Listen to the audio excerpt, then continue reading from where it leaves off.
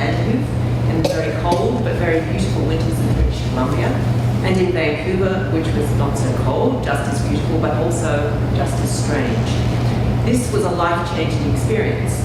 Life-changing in the way that only a dramatic shift away from home can be. You might find it surprising that a shift from one Commonwealth country, particularly Australia and Canada, we share so much, might be so great.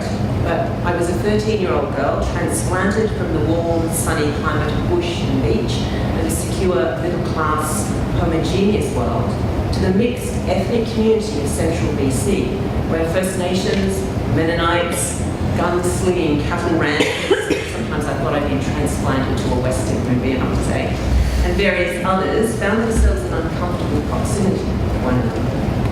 The experience of being both vilified and admired my miniskirt, asked how I came to speak English so well, and entertainingly given my odd accent, and nicknamed Skippy, bush kangaroo, brought me to the startling realisation that I was an Australian, whatever that might be. It certainly wasn't something that I'd considered before.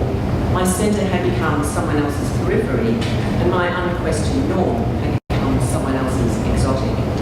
So the rather shy bookworm had become this sexy happening thing. And this was both very uncomfortable, but also quite exciting. So it certainly changed my life.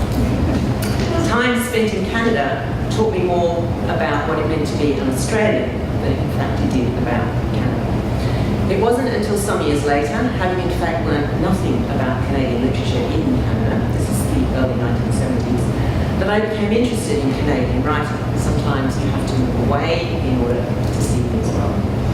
I was so interested that I embarked on a comparative study of Canadian and Australian ballad poetry, and the relationship of a transplanted oral tradition, which was primarily Scottish, to the creation of nation in both Canada and Australia.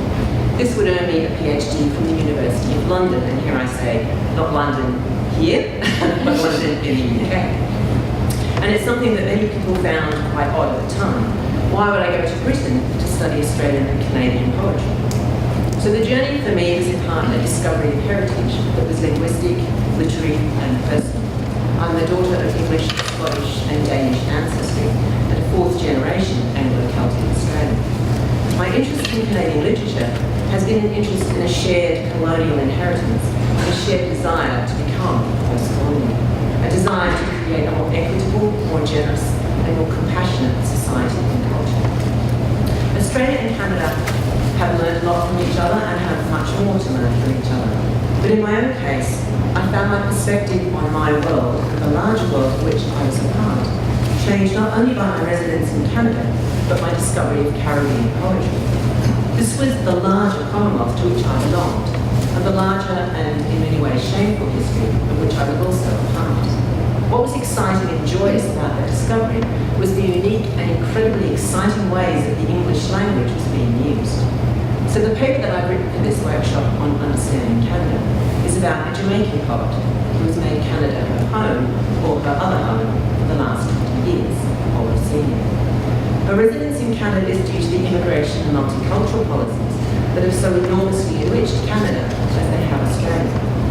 But my paper turns on the question that is often asked of Olive: why don't you write about Canada?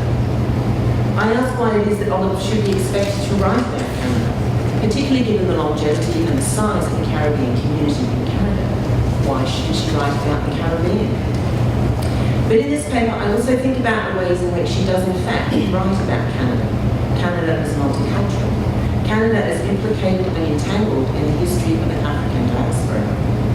Canadian literature is constituted as much by the stories and poetry of Olive Senior as it is by the work of Margaret Atwood, who would be much more familiar to most people outside Canada. The students I teach at the University of Wollongong in Australia are certainly as familiar with Olive Senior as they are with Margaret Atwood. For them, CanLit is as multicultural as Australia.